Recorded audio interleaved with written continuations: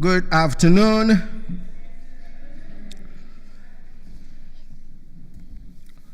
We're going to begin with our opening hymn, hymn 686. Hymn 686. You all haven't used your hymnal in a long time, since I believe since 2000. The spring of 2000, you haven't been using your hymnals. So this is an opportunity for you to look for the blue hymnals. I see some people picking the red prayer book. They think it's the hymnal. The hymnal is blue. It's not red.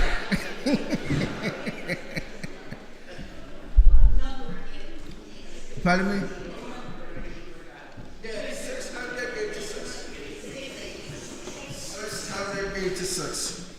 That is the hymn that we're going to be singing. So I want to invite all of you to please rise.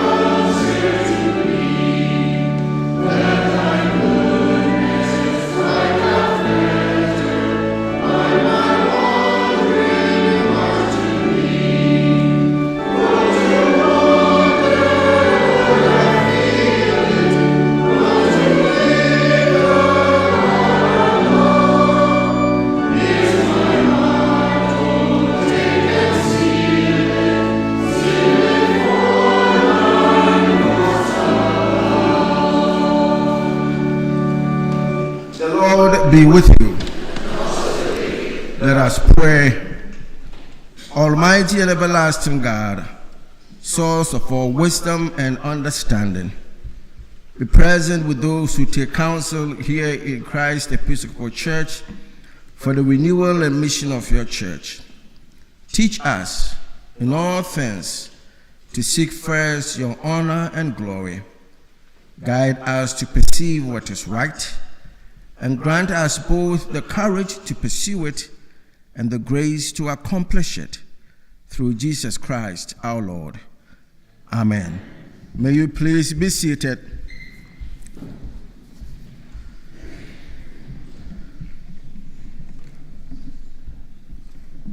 I'm gonna, as we usually do, appoint the parliamentarian. And the parliamentarian is Steve Alpen. So would you please rise? And I invite one of us to move that we accept Steve as the parliamentarian. Second, all in favor? All of contrary minds? Yeah. So Steve is the parliamentarian. In order to have a valid special or annual meeting, we need 25 members of the parish present. I will take a count. 1, 2, 3. We have 25 present, Father Manny. Thank you very much, Mr. Parliamentarian. And then we have to appoint secretaries and tellers. And Mr. Ron is the secretary. And I want one of us to move that we accept Mr. Ron Couch as the secretary. Second, all in favor? All of contrary minds? All right. Congratulations, Mr. Secretary. Where are our tellers? Where are the tellers? Oh, okay.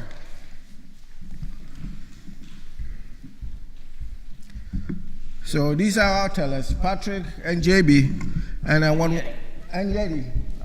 I want one of us to move that we accept Patrick, JB, and Yeti as our tellers. Second, all in favor? All of contrary minds? All right, thank you very much, congratulations. All right, so, yep. So they will distribute the ballots, and then we would vote. Patrick is going to give us the instructions, and then we would vote. Howdy. Howdy. Thank you. I'm from Tennessee. We want to hear voices. Now, going back to regular voice. The procedure is actually very simple for voting, but it is very clear in the way we're supposed to carry it out. The first thing, every eligible voter, and an eligible voter is baptized recorded in the church's records, at least 16 years of age, which means some of the youth can vote, and have been attending services for at least 3 months, and are a financial giver of record to the church, which everybody here is. Now, you fill this out by printing your name and then putting your signature on it. So your John Thomas signature needs to go on here, and no, I didn't mean that literally, thank you. When you finish this, you can hold it up, and we will come back and give you a ballot. Now, anybody remember these old grade master ballots? Okay. Are we going to be using this for November 7th, November 5th elections? I hope not, because that machine is not designed to handle that many. This is my deer in the headlights look. You will also receive, or you will look up, and I'll tell you that in just a second, a list of the nominees. These are the list of the nominees. Each one has a number. Well, why is Ed's 2 and Kathy's 73? I don't know. Actually, I do. Alongside, in these, what you do is you pick that number in the list, on the grade sheet, that particular one, and you can vote for no more than 4. There are 5 people on the ballot. If you vote for 5, won't get counted. If you vote for 3, sure, you get counted. Now, we actually don't think we have enough of these to go around. So if you are technologically savvy, a nerd in the common term, thank you, we're here. We have this on the flyer that should be in your bulletins, or on the door. All you have to do is scan the QRC code, and it will give you a copy of this on your phone. Okay? Again, you can share these or grab the digital copy, whichever is required. Just to let you know, any adults who are downstairs and any youth that are 16 years of age or older and meet the criteria, they will also be able to vote. We'll make sure we get ballots down to them. Who wants to vote? Okay. We'll start by handing out the voter certifications. If you need pencils, we will also provide those.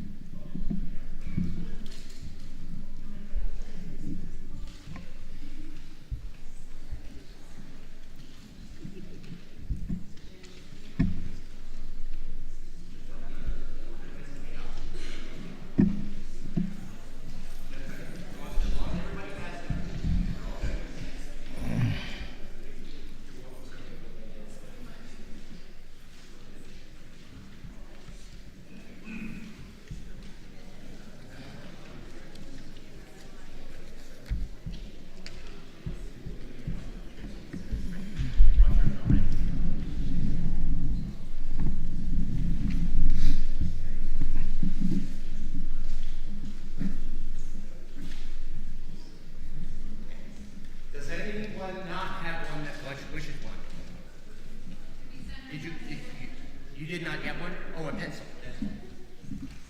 My introduction.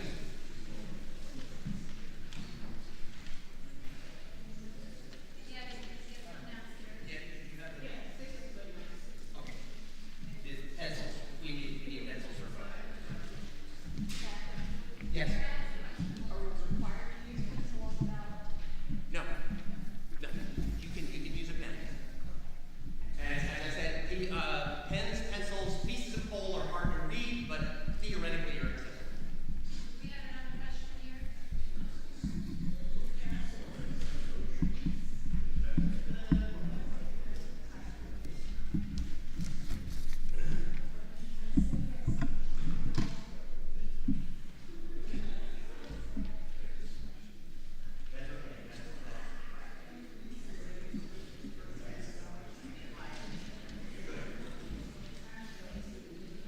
That's one point because they're so insulated when you're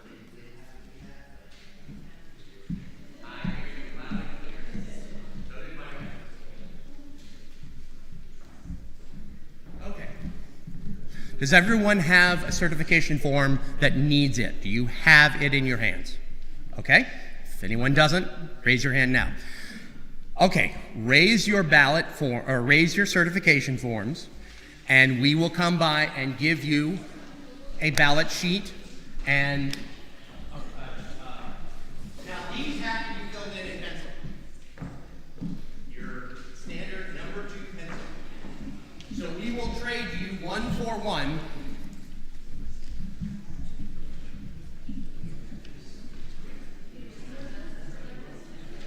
Yes, somebody bring the pencils around.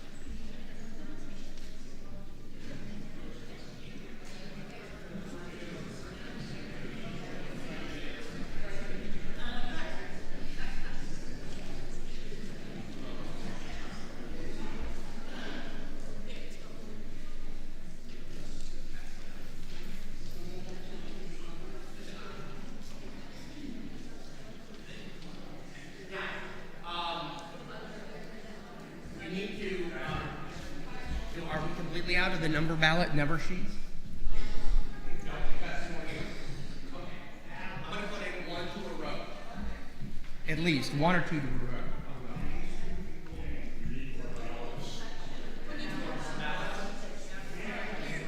I'm bringing the ballot. I'll pass the ballot to her. Take that out.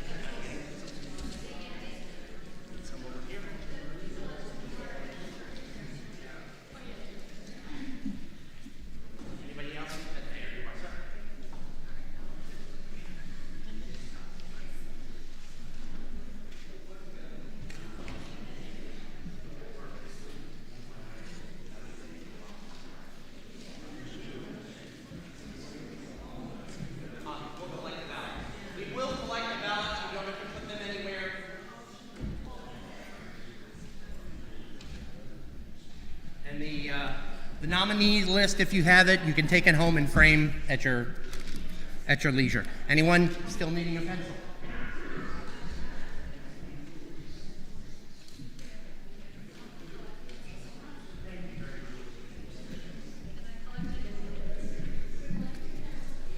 Okay.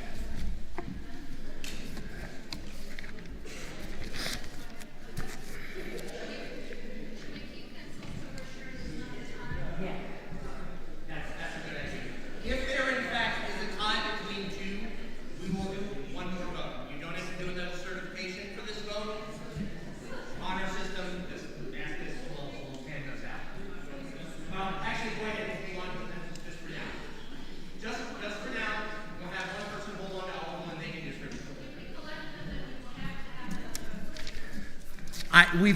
We've almost never done another count. This is just in case.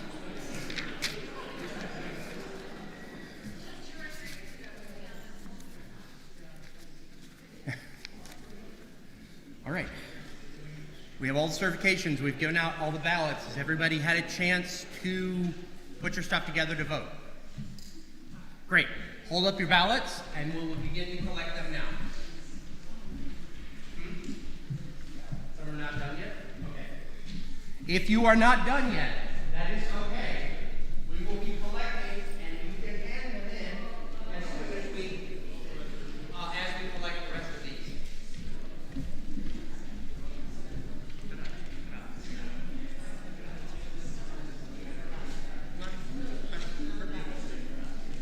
What?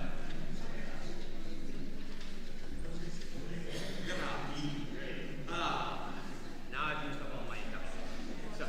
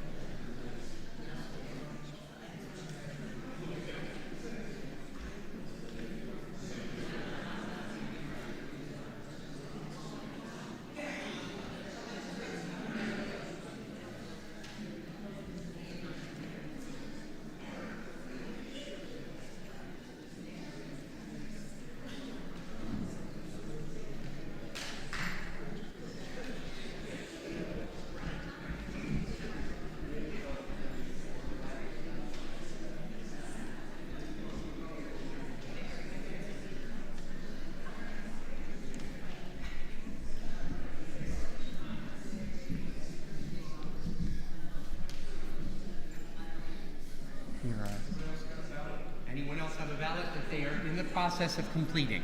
It's okay if yes.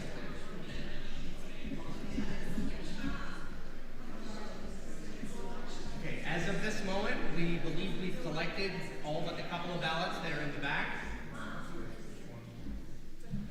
No, I'm just saying, as of this moment, I think we've collected all of them. So, almost all, except for the ones in the back, we got you guys covered. There are adults, like I said, who work downstairs, and we want to make sure we include everyone. So, how's it going?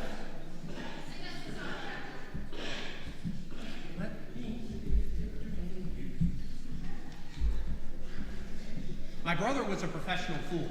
I am not kidding. My brother was a professional street performer. His name was Ace Backwards, the dyslexic clown. And then he went on to do a show for the Dr. I Wonder, or called the Dr. I Wonder Science Circus, where he taught kids physics through the circus arts. The first thing he learned, the first thing he taught himself was to take a wheelbarrow, standard wheelbarrow, measure one end to the end, drill a hole in that corner, put a weighted string here, put another piece of string in the mid part between here and here. Then he balanced it on his chin, on the handle. And the kids could see exactly where the center of gravity was and what it was. So that's the kind of weird thinking You're getting it today. All right. I have not. I'll sign it and bring it and do mine in the back.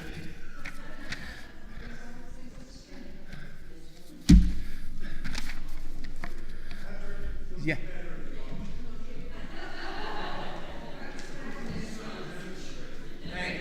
Thanks. You know, this is my car. That's the kind of encouragement I get. He said you'll be better at the auction.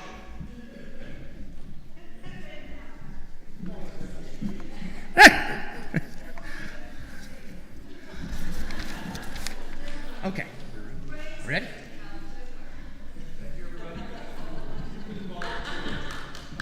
Thank you.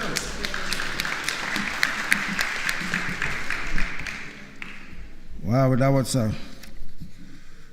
good work by the tellers and by all of you for voting. This is the time for reports. So I'm going to begin, and then the wardens will follow, and the treasurer will follow. Well, it has been a magical year for me and for us, and I give grateful thanks to God for God's sustaining presence and grace. I often wonder about how blessed that I am to be in this place, such a magnificent parish. This church is not only magnificent, but it is wonderfully thriving. It's a wonderfully thriving congregation of which we must all cherish and be proud of. I personally know a lot of parishes who want to have even half, a quarter of our energy and enthusiasm, or the ministries that happen here in this place. All you have to do when you come to church on Sunday is to wait for the announcement time. Now, announcements by themselves sometimes last as much as the sermon.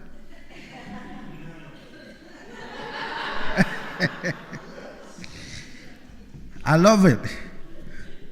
And I love it because it tells of the vibrancy of this place and opens the door for others to find their niche within this congregation. I am very proud of the mission and ministry of this parish. Every clergyman or woman who visits this parish, whether from the diocese or elsewhere, speaks highly of the joy that is literally felt within this holy space. The transformational ministries that occur here are amazing. And I want you to be proud of the work that you all do over here.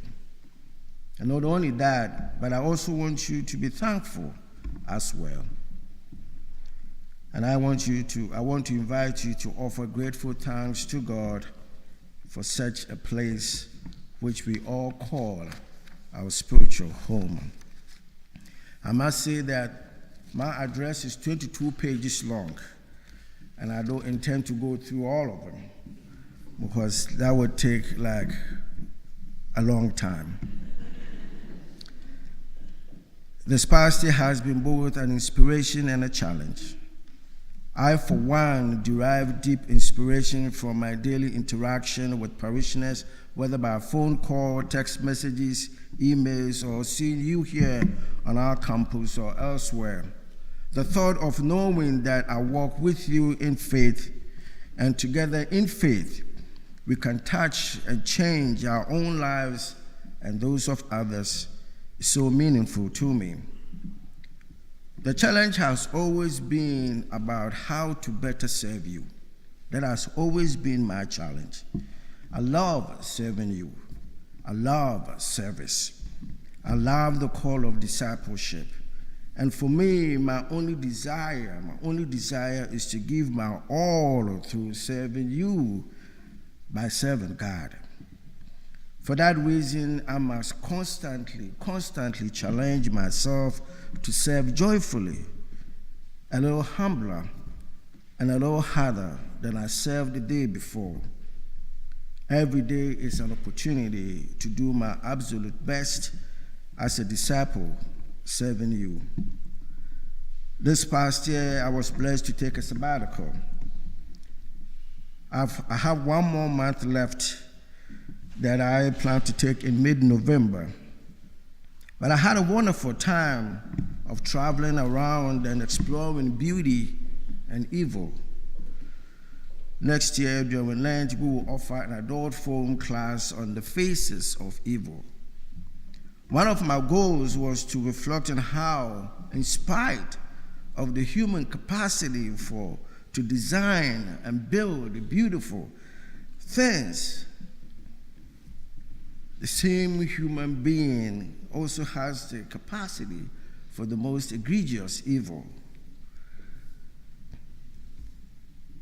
Beyond that, I had the time to relax and be with friends and family.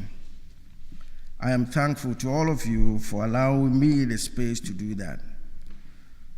It would interest you to know that this was my first sabbatical after 25 years in ministry. I am glad I took the time off, and I'm thankful for all of you for providing me with the space to do so.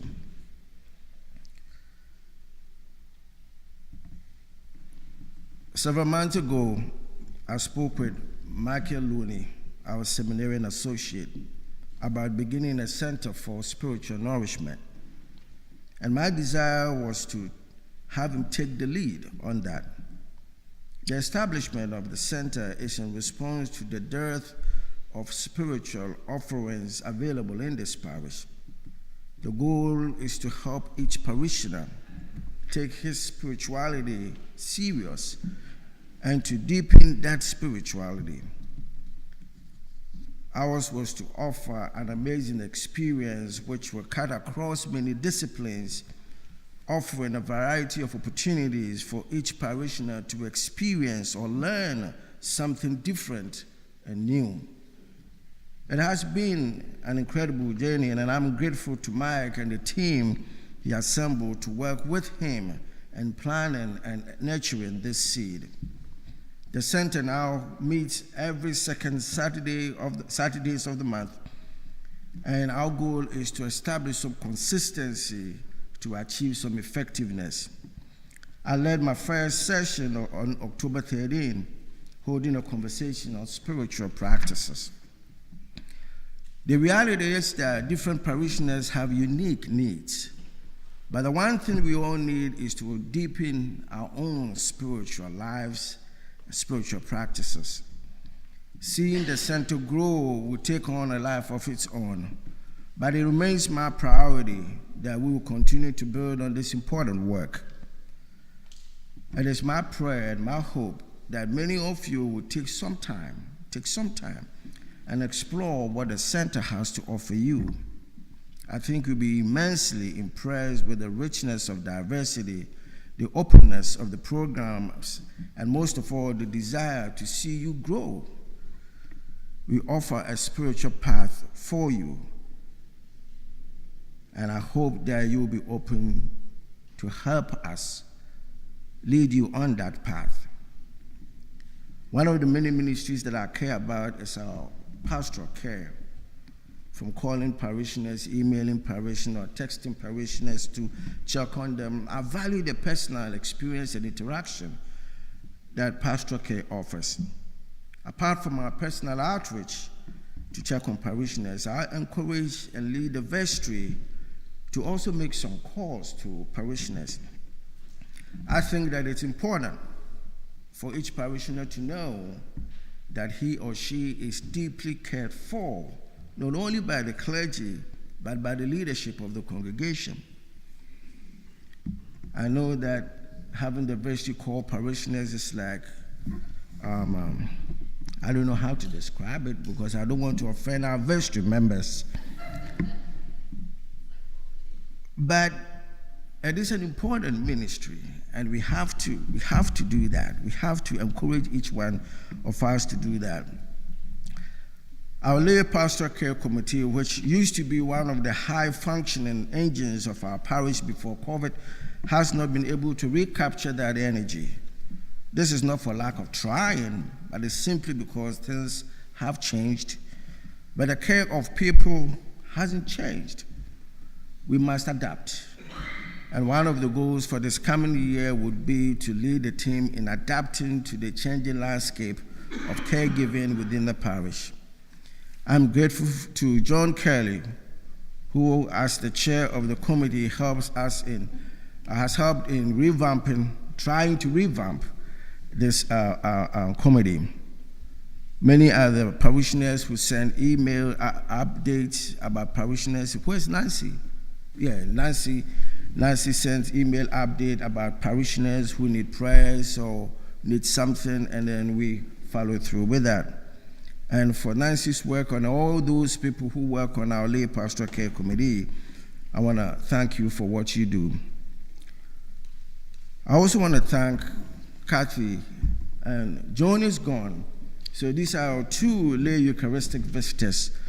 They go out every Sunday to take communion to parishioners who can't be with us. We need more people to join them. And so I invite all of you to think about how you can be an asset to this ministry, and join Kathy and Joan in going out to see parishioners and sharing the Lord's Supper with them. Worship is the center of our common life. There's not one thing that we do that does involve some form of worship. Our worship defines who we are. And for me, the gift has always been to offer as many worship opportunities as possible so that we can all stay connected with the God of our being. I find great fulfillment in the Eucharist. It is that one meal that we all partake in as our token of remembrance and in thanksgiving for the salvation that has been secured for us. It feels, and it is always humbling to celebrate the Eucharist. It is the gift that keeps on giving. Not that we deserve that gift, but that it continues to be freely given to us. The good news for me is that for over 2,000 years, Christians around the world continue to celebrate this simple feast. It tells of the simplicity of the gospel. It tells of the simplicity of the gospel and the invitation that it offers to each and every one of us. Beyond the Eucharist, we offer Jazz Vespers, and now we offer Taizé Vespers on the first Sunday of the month throughout the program year. What a blessing it has been to quietly sit, hear the music, sing if you can, pray if you can, hear poems by Palm, our resident poet, meditate, light a candle, hear devotion from others. One of our parishioners, Greg, said to me after the service on October 6th that I wish many of our parishioners know the qualitative nature and the richness of this worship experience. His observations are sincere, and I totally agree with him. I wish every parishioner would take the time to experience this kind of worship. It is my prayer that as many of you would lean into the idea of tasting different worship experiences. This helps deepen our faith in God and also helps drive our spiritual lives as well. Because there's nothing like growing spiritually. There's nothing as fantastic as that, growing spiritually. And I think that the ability to offer different forms of worship is to help you grow and connect with God, connect with neighbor, and connect with yourself. And that, for me, is the most important thing. If you have a depth of that spirituality, that is when you will feel the need and the call, or respond to the call of discipleship. Last week, in our gospel story, a man came to Jesus asking about how he can gain eternal life. Jesus told him that he lacked one thing. Go, Sell all that you own, give the money to the poor, and come follow me. Fortunately, he could not do that. He could not do that one thing that Jesus said he lacked. So for many in this congregation, we have not only taken on the mantle of discipleship, but we have expanded it in ways that we never thought possible. One of the ministries that continues to excite me is the refugee ministry. It is an incredible testament to the power of faith. I remember its modest beginnings and the explosive ministry it has become. This ministry now involves many churches and people of many different faith traditions working to support 5 different families. If I had listened to those who felt that we did not have the financial wherewithal or the volunteer bandwidth to pursue this ministry, we would not be celebrating a ministry that is changing lives every day in our very own eyes. I was told that during the last, was it Patricia who said to me, I don't remember if it was Patricia or someone, that one of the family members of the refugee ministry, one of the family members of the families that we are supporting, joined our food drive at Giant. And the food drive is meant to solicit food from people who are going to shop, and they will give their donated food to Howard County Food Bank. So the question is, what better testimony beats that? What better testimony beats that? See, when you are touched by kindness, when you are transformed by kindness, when you come to believe in the power of kindness, when you wake up to the reality of kindness, when you are shaped and informed by kindness, all you want to do is to be kind and to transform another life with your kindness. See, a disciple is one who believes in being dispossessed, so that he or she can show that depth of kindness. See, before we had a food drive, our first refugee family joined us as we bid farewell to Deacon Denise. They gave a moving and powerful testimony about Deacon Denise and offered their heartfelt thanks to you, our parishioners, for all the ways in which you have blessed and transformed their lives. What has been amazing to watch for me is the fact that many of our parishioners who felt that they had done their bit and were ready to simply worship have been so moved by this ministry that they got re-engaged.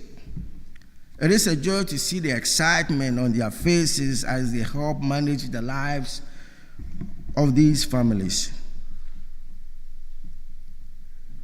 Deacon Denise used to chair the refugee ministry. Now I'm thankful that Anne is chairing that ministry right now. And with the support of Steve and Diane and many others, I don't even remember their names, but we've had a lot of people who are actively engaged in this particular ministry.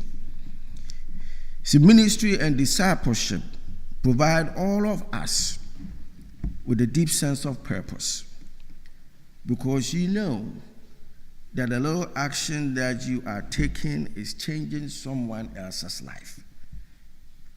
Someone is benefiting, literally, from the decisions that you are making. A few days ago, when we organized the food drive to support Howard County Food Bank, so food drive is a multi-intergenerational ministry.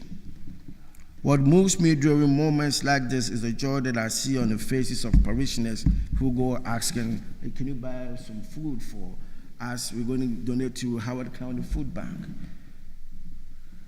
See, when I remember When we have other clergy visit here, and they tell me about their experience, especially when I was on sabbatical, what they talk about is the joy that permeates this holy space, the joy, because you don't get that everywhere. You go to some places and after church, everybody simply walks home. No interaction with anyone. The joy that is felt here is palpable. And even when we are engaged in difficult tasks that we would not do, there's always that sense of joy that is so visible on each face. It is that joy, the joy that I see on your faces, which sustains me and sustains this place.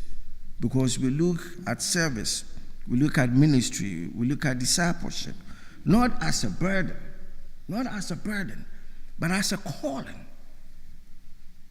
And we follow Christ, not out of chore, but because we are excited about the good news that has changed our lives, and we want to change other lives with the same good news. So I want to thank Patricia for all the work that she does with our outreach ministries. Patricia is sometimes like the rector. Because after the sermon and after the announcement, and Patricia stands up and then goes on about all the stuff that is going on, the outreach stuff that's going on.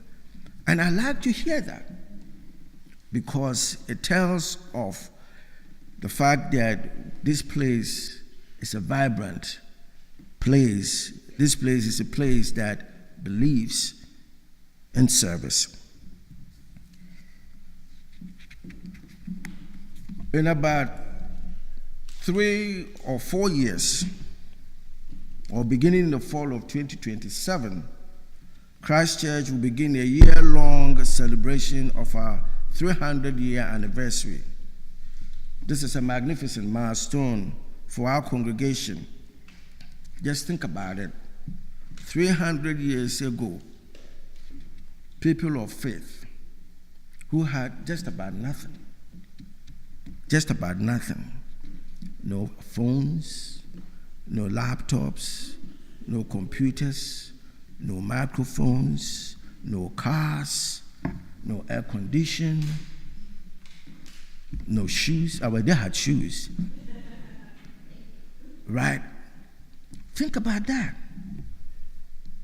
300 years ago, people of faith, these people gathered on these very grounds to express their faith in God and live out that faith in ways that you and I can never imagine. See, despite the daunting challenges that they faced, and Christ Church has faced over the years, Christ Church still stands strong. Our church still stands strong because of faithful people like you.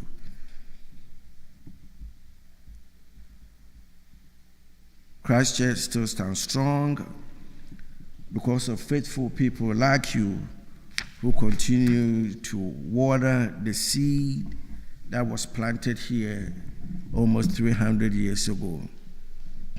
We have formed several committees to help us with the planning of this unique celebration. Some of our committees have been strong and diligent in their approach, others not so much. But the good news is that it is not too late for us to recharge. One of the thoughts that has come up is to hold a community-wide meeting to explore different events to honor and celebrate this occasion. My hope is to invite all parishioners to a meeting after the 10:30 service on November 10th. We will sit down and think about ideas that we would put down on paper about how best we want to celebrate our 300 years. Part of our task going forward, as we think about this milestone, is to also think about the legacy that we want to leave for future generations. Over the past several months, we have had several conversations about legacy. We are not settled on any idea, but it is my hope that as we work together to discern what God is calling us to do in this part of God's kingdom, we would settle on an idea and begin to work on it. I am not under any illusion that this would not be easy. It will be difficult. But my unclouded vision is to make sure that as a community, we leave a legacy for our children and our grandchildren. That is the right thing to do. If folks had not gathered here 300 years ago, we would not have Christ Church. And so we also have to think about 300 years from now, what will folks say about us? A few months ago, John Kelly and myself attended the College of Congregational Development, and we had the opportunity of visiting All Saints Frederick to learn about All Saints and its mission within the city of Frederick. That church has some beautiful history. But one of the interesting stories we learned was that the church paid their last installment of a mortgage they took to build a parish hall and offices that very same month. If as individuals we can take a mortgage to buy homes for ourselves, what stopped the church from doing so? I've heard several stories about the last mortgage we took to build New Brick. Many of our parishioners have shared stories about that experience, and they believe that as a church we should not go down that route. That is perfectly reasonable. But I believe that if we are smart with what it is that we want to accomplish, and we are equally smart about the best way to do it, we should not have a problem taking on a mortgage if that is what we have to do. My goal is to crank up our legacy and fundraising committee so that we can get to work and present the congregation with some ideas about what it is that we can do to ensure that we have a legacy that will serve this community, that will serve all the people who live in Colombia and beyond, and also to ensure that we have the necessary funds to support ourselves for years to come.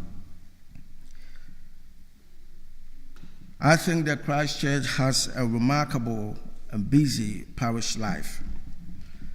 I sometimes get lost among the whole bunch of activities and things that go on in this parish.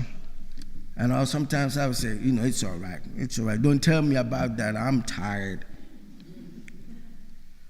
One of the benefits of the strategic planning sessions that we undertook a couple of years ago has been the re-engagement of our parishioners. I am grateful to Jen Atkins. Jen is not here, but I hope she's watching us on Zoom. She's been supported by Mother Marcia and others in the planning of our first Wednesday fellowship dinners. On any of these Wednesday dinners, one of these Wednesday dinners, instead of meeting here at the church, we all went to a baseball match, right, Steve? We went to a baseball match. We went to a baseball game in Baltimore. It was a wonderful time for us. It is my hope that we will continue this practice and consider adding other games as well.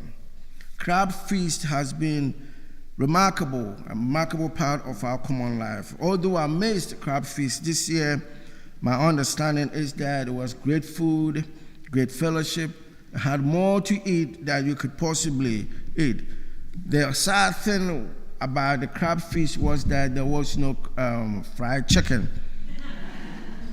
And this afternoon when I went downstairs, sometimes when I talk about fried chicken, I think that some people are like, oh no, Father Manny, why are you talking about fried chicken? Because we don't like fried chicken. But you go downstairs and there's fried chicken and the fried chicken is gone, and you wonder who ate the fried chicken.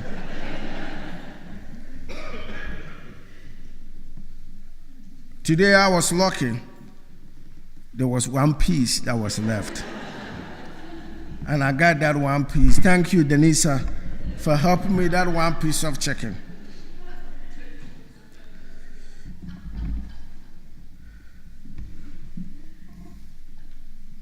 Where's Ellen? Thank you. I want to thank Ellen for helping us, organize our spiritual life here at Christ Church with the Spiritual Life Committee folks. Our Lenten series this past year was great. We had a wonderful blend of speakers. It was marvelous to have former Bishop Eugene Sadin conclude his tenure in the Diocese of Maryland with a visit to Christ Church. This year was also different because we had the benefit of the small dilutions. Jan, where's JB? JB is back in there. Yeah, and then Shannon, keep your eyes open, So Shannon and JB and Jan helped us, with it, and it was fantastic. I hope that next year we will also spice it up with the same music. A few weeks ago, we had a health fair here at Christ Church. What a magnificent way of reaching out and showing concern to our neighbors that their health is important to us. When the tag Bunmi is not here, but Diane is here, and Lisa is not here, and Ron was here, Ron is here, and all of them work together to help us organize that. And then I want to thank the women of Christ Church for all the work that they do. And the man of Christ Church, where is Dwayne? Dwayne was here, he just went, I'm sure he hasn't left yet because Eli is here. But we have men's breakfast on the third Saturdays of the month, and then he's working on our men's dinner for December. Well, I say all of this to let you all know about the vibrancy of this place. Every single week, so much stuff going on. And it is the way it is because of you, not because of me, but because of you and your faithfulness. And that is what inspires me every single day, because when I walk in here, I know that we have faithful people who care deeply about this place and the life of this place and want to see our mission and ministry grow and expand. And that means a lot to me. We have a core team of staff members who help lead this parish. And at our last vestry meeting, the vestry approved that Mother Marcia be honored with the Associate Rector Emeritus here at Christ Church. So,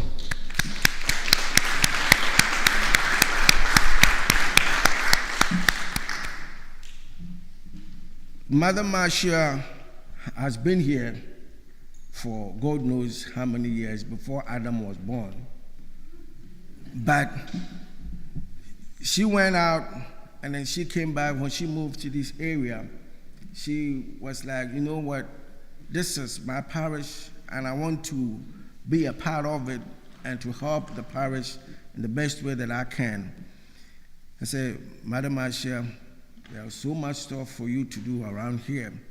And so she has committed herself at being there and helping with the 9 a.m. service and started the EFM group. And EFM is Education for Ministry. It's a 4-year program that she leads, And the first year is the Old Testament. You study the entire Old Testament. The second year, you study New Testament. The third year, you study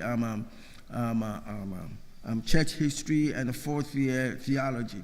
So it's a comprehensive program. And I want to encourage those of you who are interested in learning more to think about signing up for it. But Mother Marcia, actually leads that, and she is the mentor of this particular program here at Christ Church. When I sometimes, compare our staff with other parishes, and I was talking to a friend about this, and we looked at a church which is significantly bigger, with a much bigger budget than ours, and we looked at, okay, their staff and our staff and what we do, and you can tell the difference. You can really tell the difference that our staff do a lot here. For me, the principle has always been to do more with less. That has always been my principle, to do more with less. But sometimes it gets challenging. It gets challenging and overburdening on some of our staff members. Thank you. So, I want to take a moment and then thank our staff. I want to take a moment and thank our staff for all that they do to support this congregation. Where's Yeti? Mother Marsha is not here. Yeti's in the back. We have Storm downstairs. We have John. Where's Kiona? Kiona, you want to come forward? Larissa, you want to come?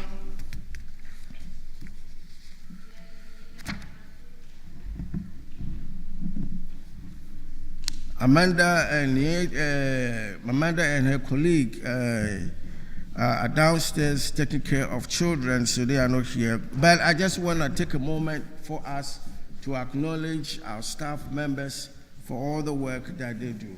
So thank you all very much.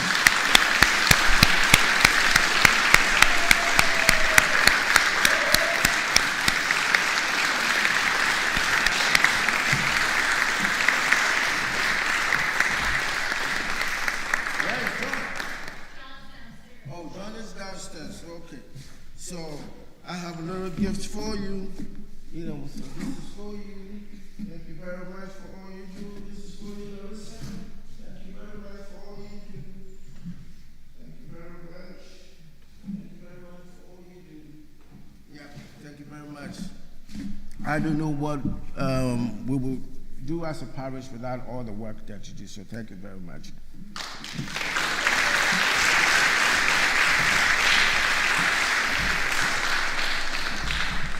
One person who is not here, but has been the backbone of this parish, is Chris. Chris is not here, and Chris is all the way in Gettysburg. And Chris has been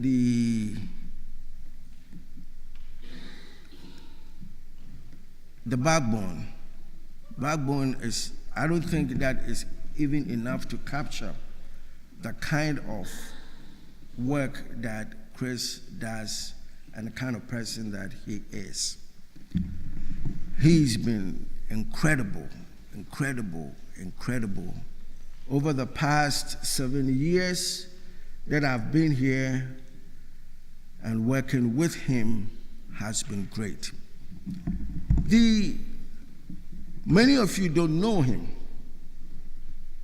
and he'll be very upset with me. But if someone can text him and tell him that, well, Chris, I don't care whether you're upset with me or not, I would appreciate that. But Chris is somebody who works. His hours for us is 10 hours a week. 10 hours a week. But Chris works about 40, 50 hours a week.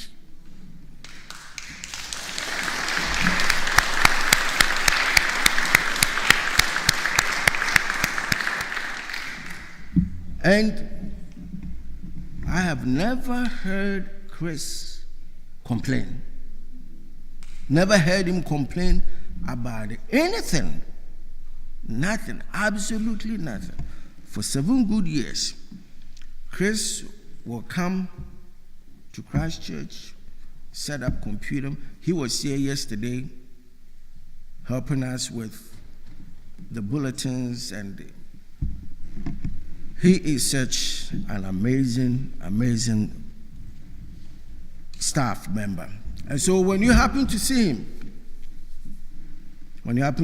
him, please extend our sincere gratitude to him for all the work that he does. I owe him a lot of gratitude for all the work that he does. I am grateful to all of you again for your gift of treasure, talent, and time. There's no way I can count the number of volunteer hours that you all commit to helping this parish. It is inspiring to see many of you commit yourself to our mission and ministries. And again, you do it with a sense of pride and joy. You have committed yourself to the work of this place because of your belief that God has called each and every one of us to do God's work. And you do it with all joy. This year, we have been working with our canon for development in the Diocese of Maryland to help us with our stewardship campaign. And we started this work, I think, in late spring, early summer. Thankfully, we have launched our campaign, and we look forward to November 3rd, which is our Stewardship Sunday. Our goal is to raise $600,000 in pledges, not new pledges. But this is an ambitious goal, very ambitious. But I don't have any doubt in my mind that we have the capacity within this space to raise that amount of money through pledges. Pledges are investments that we make to support our own spiritual growth and nourishment. More than that, they express our belief in God, and through it, we acknowledge that all that we have is given to us by God. For that reason, we give of ourselves in appreciation for what has been freely given to us. As always, we will continue counting on you and each other. And if you feel invited, and if you feel that if you believe that you have a stake in the life of this congregation, my prayer is that you will prayerfully consider contributing towards our common life. And now let's look into the future. Let's look into the future.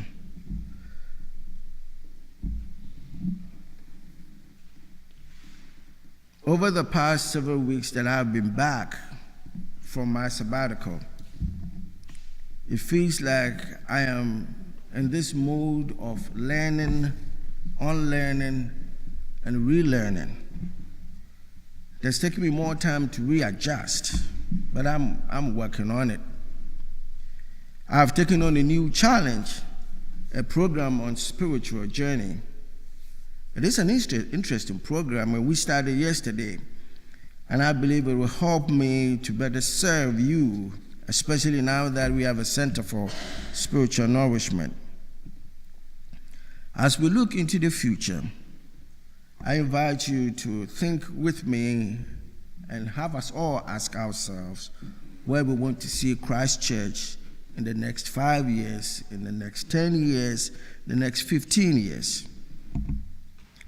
I have no doubt in my mind that you want to see Christ Church flourish, thrive, and be a beacon of hope and transformation within the city and beyond.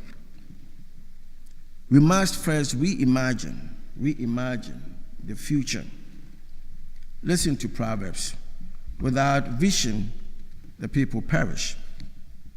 So we are invited to be visionaries, and that will take significant effort on all our parts. My personal goal is to have us rethink, reimagine, and refocus how best we can redevelop this space where we have a parish hall with a commercial kitchen, meeting rooms, children and youth rooms, new set of offices. So I don't know how many of you actually come to our office, but the office that we have right now is not ADA compliant, but it's our office anyway. But we're gonna have to think about all of these things. And like I said earlier on, it will be part of our legacy for the future church. And so we got to start working on that. I believe that it will take all of our time, all of our efforts, our time, our talent, and our treasure to make whatever goal that we ambition for ourselves. It will take time, talent, and treasure to make this happen. I believe that this is an exciting time for Christ Church, and I'm so pumped up. I'm so pumped up. So when I begin to drive you and to move you and to call you and ask you for A, B, C, or D, please do not resist. Do not resist. Do not resist. Because if you say no today, I'll come back tomorrow and ask again. And if you say no, I will come the following day. I will keep coming until you say yes. Because I know that you can do it. And I know that we can do it if we all work together. Again, I want to give thanks to God for all of you and for your faithfulness. You have all been so kind and good to me and my family, and words cannot capture my sense of gratitude. I am and will always be thankful and grateful to you for all that you do for me and for this place. Paul once wrote a letter to the church in Philippi, and I used to read this to my kids every night before they go to bed. And this is what Paul wrote. Finally, brothers and sisters, whatever is true, whatever is noble, whatever is right, whatever is pure, whatever is lovely, whatever is admirable, if anything is excellent or praiseworthy, think about such things. I know you think about these things, and I'm glad you do, because I also think about them. May God continue to bless you, my faithful disciples. Thank you.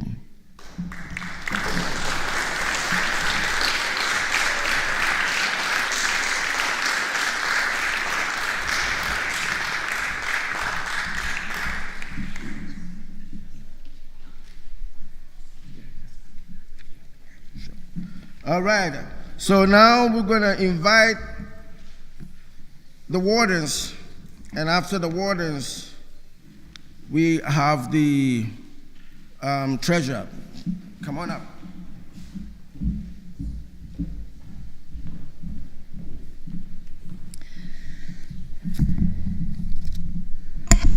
Good afternoon.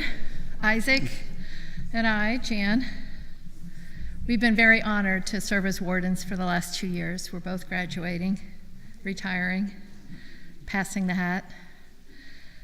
We're trying not to grin too hard as we say that. We've really been honored to do the job, the volunteer job. It's been a hard job, and we've worked hard, but we've worked with dedication. We love Christ Church. We're not always fast in our decisions, but we've been very discerning and worked very hard with Drew and with Father Manny, with the vestry, and with all of you in the work we've done. It's really been a pleasure and amazing sometimes to work with all of you. We do a lot of praying, and we had to say goodbye to Isha White this weekend when she resigned unannounced on Friday. She has been awesome at supporting the work that we have done, at doing a lot of the work that we do. And we wish her well and hope that she lands on her feet. One of the things that has been particularly powerful for me as a warden in the last 2 years, we have been attending a lot more services together, a lot more worshiping, as I said, a lot of praying. It has been transformational for us in so many ways. If you've taught Sunday school or a Sunday circle or attended Sunday school or a Sunday circle, if you've attended one of our huge variety of worship services like Taizé or the Jazz Vespers, or Sunday morning 9 a.m. with the kids, or regular worship here. If you're a musician, if you help write the prayers of the people, if you serve in Altar Guild, if you serve through one of our hundreds of outreach projects, or participate in youth group or Youth Sunday, or you work with the women of Christ Church or the men of Christ Church,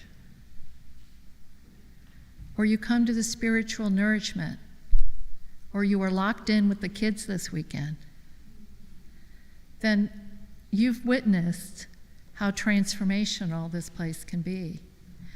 And hopefully you see how you are transformational. It's not just our priest who guides us, or our deacon, or our seminarian, who are wonderful guides for us, or our centering prayer leaders. They're wonderful transformational people helping us find moments of transforming. But we're finding our own too in the process, and that's been very powerful for us. I often hear people say that it seems like it's the same small group of volunteers that gets everything done around here. How many people have heard that before? Raise your hand. Well, I'm here to say that I don't think it's true.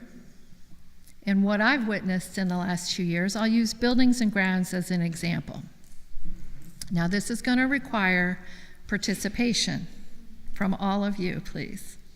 So if it applies to you, if what I say, describe, applies to you, please stand and remain standing until I get the list completed. So I apologize to our online people. We won't get to see you stand, but please participate.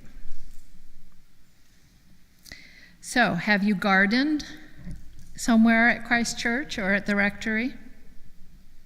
Have you paid for gardening at Christ Church or the rectory? Come on, stand up. Peter, you've helped us trim hedges before. Many others. Have you cleared trash at Christ Church? Have you picked up sticks? Have you cleaned the cemetery?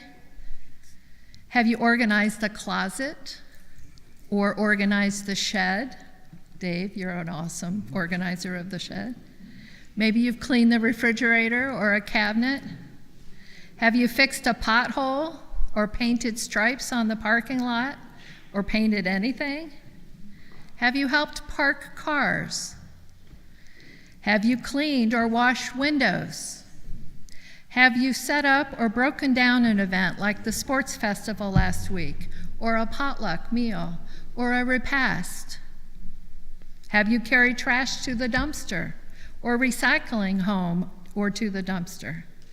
Have you brought food for the working team? Have you cleaned and sanitized the toys in the nursery?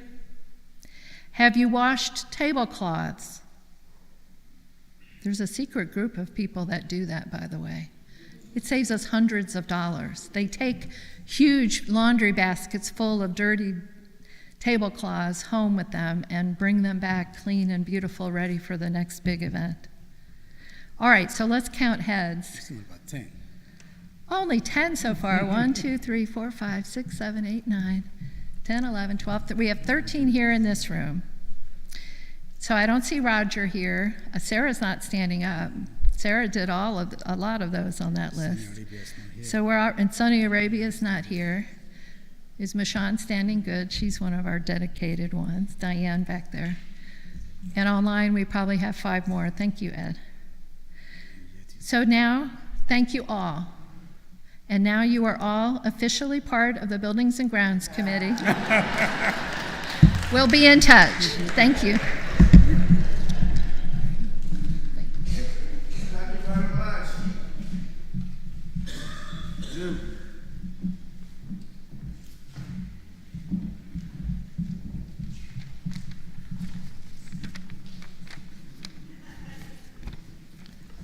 This has been an interesting year for me. It's been challenging in a lot of ways. My mother took ill, died at the end of August. I lost my job at the end of September, and I'm a little nervous about the end of October at this point. That could be taken as being sad, but it is so much of a blessing to have spent as many years as I did with my mother. The job was fulfilling, and now I need a break. So I intend to not look for a job for a period of time just so I can recharge myself, to invest a little more time here at the church. Looking into the treasurer role that I perform, 2023 was a challenging year for us financially. We really stretched ourselves to accomplish some big things. And so for 2024, we just said, let's focus on what we're doing. Stick to the knitting, as they say, and just have a good year. And we have. You've seen the reports that were provided by many of the other ministries that showed the work that is going on, despite the fact that we didn't reach deep on the budget. We're looking ahead to 2025 right now, digging into that. But none of that work that we've accomplished could have been done without the contribution of time, talents, and financial support from each of you and many others. As treasurer, I have two priorities. The first is to ensure that we are making the best use of the resources we have. And the second is to make sure that I'm not the last treasurer by ensuring that we are positioned to continue as a vibrant church long after I'm gone. This being budget season, there are two priorities top of mind. Which ministries are growing, and which are not. What we need to do is to re-engage the ones that are not growing. What can we do to help the growing ministries be more successful? Are there new opportunities for us to reach people in our community that we should be exploring? While we have a leadership team that often discusses these points, real progress comes from the engagement of the entire congregation and not just from leadership. The refugee ministry is a great example of this. A number of folks in the church saw a need, felt a desire to help, and made it happen. Within the treasury team, Dennis Reed and Bill Kirkpatrick continue to handle the bookkeeping function. Without their help, I would not have made it through this year. For their help and the help of many others who keep things going here at Christ Church, I'm deeply grateful.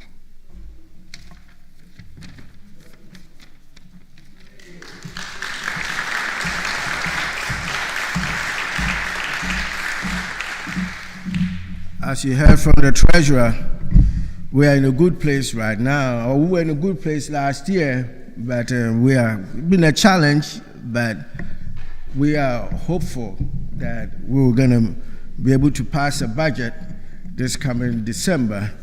And for those of us who have submitted our budget request, if we get all of it, give thanks to God. If you don't get all of it, give thanks to God. So the next item is the result of our vestry elections. And so these are the folks, parishioners who have been elected to serve on the vestry. George Toth, Sarah Kirkpatrick, Kathy Sims, and Ed. You have all been elected to serve on the vestry. So thank you all very much. Oh, Kathy Sims.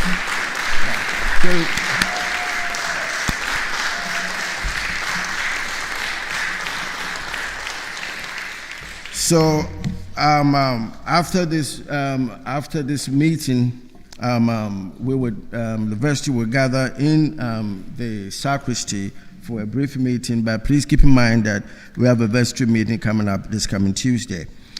The right of the floor. If you have questions for me or for Jan or for Drew or for any one of us, any questions? This is the right of the floor where you can ask any question that you want. Just raise your hand.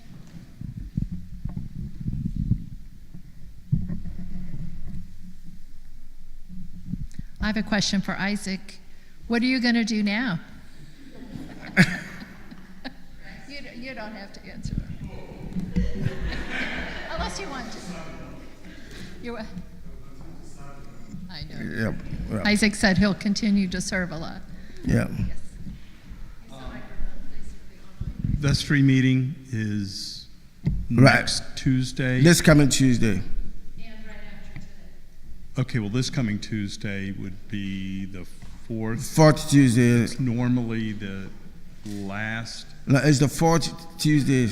okay. 'cause Yeah. It's not in the bulletin either. Oh, So I didn't, my mistake. but it is, okay.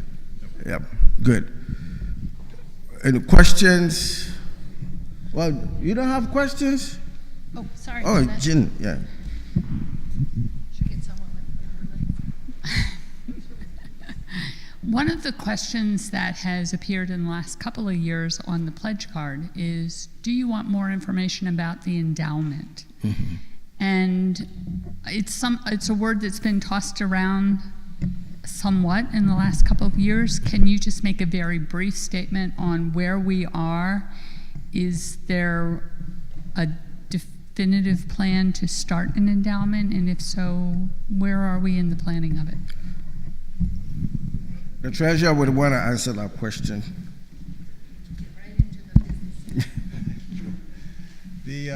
We established an endowment fund a couple of years ago. We established an endowment fund a couple of years ago and raised $10,000, and that is what's in the fund today.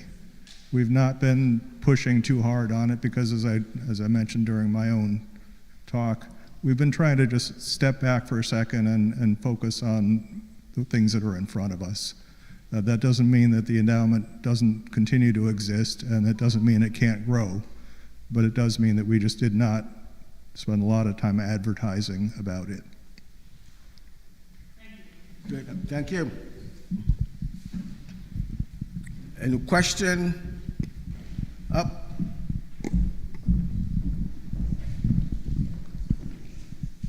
Thank you, Father Mani, and the staff for your great work for this year. As you look towards the stewardship for next year, is there a way that we can figure out what the delta is in the budget that will be required to enable you get an associate rector to support the parish? I didn't hear your question. How much difference in the budget will be required to ensure that you're able to get an associate? Thank you. The I think was it about a year ago, a year and a half ago, that we reached out to the diocese and asked, how much would it cost to hire an associate rector for 20 hours a week. And they were talking about what benefits, salary and benefits. You're talking about, $75,000 to $100,000, depending on the experience of that priest. So where we are, as the treasurer would back me up on this, that our last financial report that he sent for the month of September, we were about $15,000, short of our goal. And what he said was that, looking at the 31st of December, his projection is that by the time we end the year, we would have a deficit of about $15,000. So then, if we are hiring an associate, right, we're looking at probably, we have to raise about $80,000, for next year, to cover our deficit for this year and to be able to pay the associate from from January to December. So if we, that is why when we, and the stewardship committee did not have any conversation with me before they picked $600,000. But looking at our budget and looking at, what the future should be like, they picked a number that they believe that if we have those pledges, we should be able to pay for an associate. And that is 20 hours a week. That's not 40, it's 20 hours a week. So it's expensive. Yeah, that's what it is. It's expensive. Yeah. Any more questions? Well, you all are very kind people. You don't like questions. Or you want to ask questions when you meet the rector privately. You have a question? Oh, sure. I thought you had a question for the rector. It's sort of a question for you. Oh, okay. It has to do with getting a mortgage and doing a big project. I saw some panic on a couple of faces about that, and I just want to say we've had a lot of conversations, Father Manny and I, and he's not jumping in blindly to anything. He is asking for help from the parish to discern what the project might be. We're looking into developers to plan it and see if it's doable, and then we make our decision.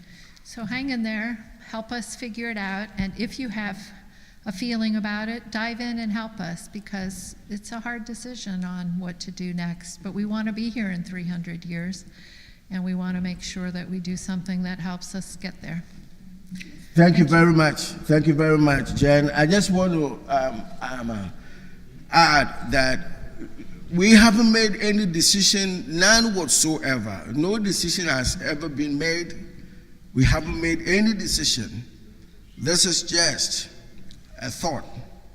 And I'm glad that Jan said something about that. So we are all discerning together. We are all discerning together. No one is going to make any single decision. Not me. Not me. I will not. As for those who know me, you know that I do not make decisions by myself.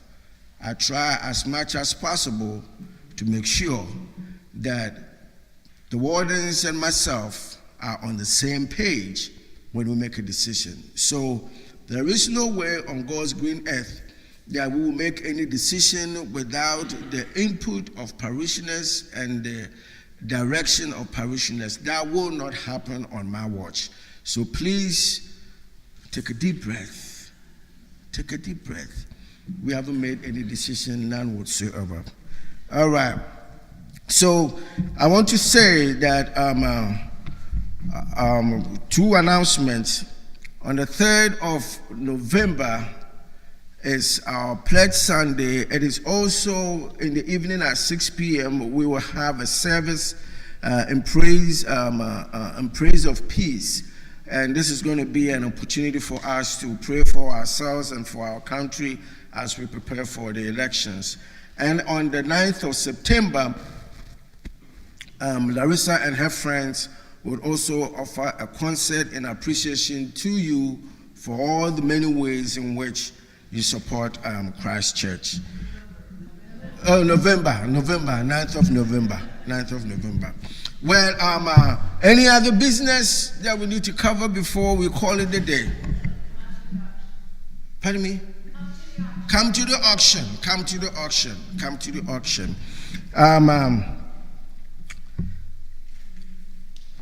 Well, there no being no business that we need to consider, I invite one of us to move that we adjourn our meeting. Second? Second? You second the motion, right? You moved it and seconded it. Fantastic. And voted for it. All right, all in favor? All of contrary minds? I thought you were raising your hands, Greg. All right. We would close with a hymn. Now thank we all our God, hymn 369. In the blue hymnal, It's not red, it's blue hymnal. For those of you who have not seen the hymnal in a long time. Oh, 397. 97 is right after 96. So you wouldn't get lost.